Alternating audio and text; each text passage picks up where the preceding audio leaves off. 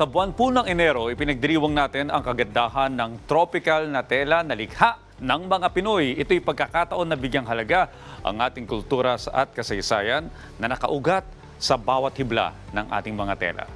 At kaugnay po niyan, para bigyan po tayo ng malawak na impormasyon patungkol sa Philippine Tropical Fabrics Month, makakapanayan po natin live sa studio ang director po ng DOST Philippine Textile Research Institute na si Dr. Julius Tiana Jr. Dr. Julius, welcome po to Rise and Shine Pilipinas. Magandang umaga. Welcome back. Thank you very much. Magandang umaga po. At ang ganda ng jacket ni Sir. Kaya ano? nga eh. Philippine Textile yan. So, ito po'y gawa sa abaka. Ito, gawa sa Ang baka. ganda. Corporate jacket na gawa sa abaka. Wow. Kasi yun ang Why not? ating purpose sa Philippine Tropical Fabric. It must be a wearable one. Hindi yung pang special occasion time. So, that's exactly what the Philippine Tropical Fabrics Law is about. Gusto natin makuha natin yung market share for government uniforms, and this is exactly one aspect of it, one example. So, Okay, so far how much ba yung market share na ng Philippine Textile sa napakaliit, government? napakaliit because we're really highly dependent on import pa rin hanggang ngayon. But what we're trying to do is slowly mabuhay ulit natin yung local manufacturing. Dahil yung government uniform, medyo malaki-laki rin yun, mga 5.2 million meters. So medyo mahaba rin yung na volume. But I think it's enough to revive some economic activity sa textile sector. Well, paano po yung marketing? Kasi marami sa mga Pinoy, lalong-lalo na yung mga kababayan nating umuwi, bumibisita lang dito sa Pilipinas, gustong mag-uwi for sure ng mga Oo ganitong nga. klase ng kasuotan, Textile. ganitong produkto. So, paano nyo po ito minamarket? Well, lumalaki naman yung ating market visibility kasi yung ating mga creative industries also taking part, no. So ibig sabihin, hindi na lang ito wearable, hindi lang ito accessories and fashion items. It's already getting into even home textiles. So papunta po dun sa part na nagiging mas massive yung kanyang application, and that's why mas nakaka-relate din tayo. So even footwear. So the one I'm wearing, Philippine Tropical Fabric din siya. So it's already a brand, no, it's already commercially available. So makikita nyo, Pwede ba natin pakita? Pakita po natin yung, yung kanyang shoes na gawa sa pinya. sa pinya. Oo, itong gawa sa... no? And it's already a Even local sapatos. brand from the Philippines. Lakat. Was born during the pandemic. So, napakaganda ng mga recovery efforts natin, not just for the industry, but also for the creative industries as a whole. Itong mga nasa lamesa natin, tell us more about Well, this. these ones are the new developments. So when I was here last year, hindi pa ito nala-launch. This is our kawayan collection. So kawayan because it's made of kawayan. So galing po talaga mismo ito sa puno ng katawan ng kawayan, and we were able to extract fibers. Ang fiber kasi dyan nagsisimula yung mga sinulid. So once we have the yarns, it's easy already to make your fabrics, it's easy to make your accessories. So the science here is here in this part. Dito po kami nakafocus, nandito yung ating intellectual properties. And we are happy to report na around 17 varieties of bamboo in the Philippines have already been screened, and they have very good textile properties. Okay, ito yung, pag yung kawayan, yung parang ginagawa nila, Ni-snap, kinakayat yung tapos ito hibla. yung Ito yung finished product. And then naging sinulid. So once you have the yarns, dire-diretso na yan, any fabric can already made out of it. So, ito po ay gawang kawayan. It's made of kawayan as well. Isipin niyo po, tingnan niyo kung gaano po kaganda ito. Kaya Produktong nga eh. Pinoy, Yeah. gawa sa kawayan. Magkano po yung halaga pag ganitong mga klaseng bag? Ito ay depende sa designer yan, pero yung fabric niyan hindi masyadong nalalayo because itong fabric na to is exactly the same fabric na ginagamit din natin for wearables. So even I think this barong, this one is already also hand woven. It's hand woven in Aklan. Silk naman yung warp niya. So it's more of your medyo pang formal. But this was made by Francis Libiran for kasabi for ko Kulas. parang Francis Libira. Yung pants po ay gawa rin sa... Yan ay kawayan din. So yung kawayan nakikita din. mo na parang gold streaks are actually bamboo fibers. So unlike yung bamboo na kilala niyo sa malls, na parang very silky, these are not coming from your environment-friendly process. This one, kitang-kita mo from the pole of the kawayan na de-deconstruct siya, it becomes a fiber. Tsaka ito rin, ang Ito. ganda. Sino ba yung may mga baby dyan? Oo Diba? nga, no? Yung may mga baby o mga 2 years old, 3 years old na...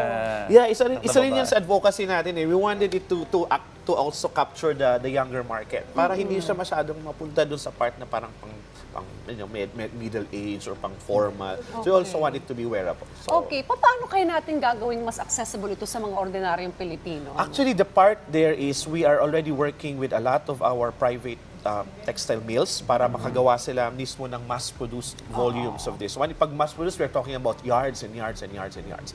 Para po they buy it as as a more more massive in volume. And this already is in the cost of about 200 to 300 to about 350 pesos per yard. It's not bad. It's about 60-inch width. And aside from wearables, papunta rin po yun sa home textiles. So even upholstery, yung mga gano'n for the hospitality industry. So napaka-wide nung latitude for all of these fabrics to be actually mainstream. Well, halimbawa, ang isang kababayan natin interesado, nagandahan sa pinapakita natin ngayon, paano niya hahanapin kung saan mabibili ito, yung ready-to-wear na? Yung pag ready to wear na, first unang siguro, alamin muna natin saan galing yung tela na mabibili. Get in touch with us at the Philippine Textile Research Institute kasi nandito nyo makikita at compare the different constructions of the fabrics that you need. And depende rin po kung anong application ang pwede nyong paglagyan. And we will be able to link you with our very robust and very productive creative industries. Depende po kung anong gusto natin mangyari. Our designers are waiting. It's just a matter of giving them the right fabrics to use. Paano yung mga ordinaryong mananahe, mga weaver also, gusto nilang maka-access dito? They can also Yes, apply. actually all over in the Philippines right now, meron na rin tayong proyekto na nilapit natin to in the regions para yung ating handloom weaving community may also access the yarn. So, for example, in Kawayan, Isabela, they already have a complete line na magmula dito hanggang sinulid they can produce. And then, doon pwedeng manggaling ang mga sinulid na pwedeng i-weave ng ating mga weavers in Ilocos or maybe even in Iloilo or maybe even as far as Mindanao. And we already have these 3 facilities that converts them into yarns, it's ang sinulid, all over the Philippines. And this is just for handloom weaving. Yung iba naman, yung sa nasabing mananahe, ang talagang puntirya po nito is really for uniforms.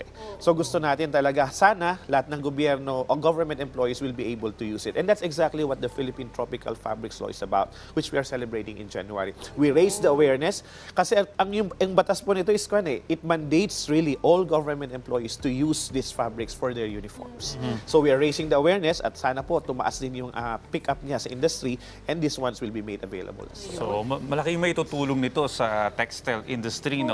Pero pakita ko lamang po, ito yung fabric, napakaganda. Ang tawag dito ay bayog. Bayog is an endemic variety of kawayan in the Philippines. Dito siya makikita. So very ours. Okay. And then there's also one, kung makikita mo kasi sa scientific name kami tumitingin. There's also one, Bambusa philippinensis. It's also laak. That's laak. It's abundant in Davao. Sa atin lang din yung makikita. So we are tapping all of these resources para po sa ating raw materials. Okay, so for this month, ano pa yung mga activities niyo? Will you have like fashion show also? Hopefully we will have one. The entire month has been loaded. So ang gagawin natin ngayon is a series of meetings with different stakeholders, handloom weaving, footwear, our regional engagement, and then we will have by the end of the month the Rizal Park Hotel. We'll be celebrating the Philippine Tropical Fabrics Month. That's the culmination, and hopefully you'll see the new collection of PTRI, including this one. Bayo is also working with us as well in converting all of this. So, andun na tayo sa mainstream part. Yeah, yung sa tanong pala, saan yung available na RTW Bayo is already carrying it. So, you can check it with the Bayo stores. Bayo. So, they can also, maybe provide you with some raw materials as well. Pakita rin natin to. Mga accessories, Accessories, so ang gaganda. Why not, Alam mo, maganda yung kanyang binanggit, na sana yung law, mas mapatibay natin yung implementation of that, na mga government, nasa government. It's a captive market. It's a captive market. Yan ang mga suot natin, 1.8 million government employees ang pinag-usapan natin. So that's a lot. It's a huge boost to the industry. Sama na natin dyan yung mga host ng RSP. Yes. Diba? Yes. Kasi especially every araw ng kalayaan, recently itong araw ni Rizal, State of the Nation Address, Yes. kami yung mga nakasuot ng Filipino formal wear. And for a change, napakaganda sigurong dadahan mo kami ng ganitong kasuotan, para magamit din natin, ma-promote natin. Pero that's the question also. How do you encourage yung mga government institutions to, to be in support? Well, we are support part dito? we are part of a technical committee of the law. Kasama doon yung DA, DTI and civil service. So we are enforcing it already. But kailangan natin tulungan yung industry para habang may need, we can also produce locally. Hindi tayo mapilitang mag-import. Okay, well, we are also in support sa inyo Thank you pong very much. advocacy. Thank you very much. At magiging loaded nga ng activities ang buwan na ito. January, yes. Kaugnay po ng celebration ng Philippine Fabric Month for January. And thank you so much po for dropping by dito po sa Rise and Shine Pilipinas patungkol po sa Philippine Tropical Fabrics Month. Dr. Julius, muli, Happy New Year po sa Happy inyo. New Year. Thank you very much. Thank you very much. Pagbalik mo, sir, meron na kami niyan. Yes. Oh.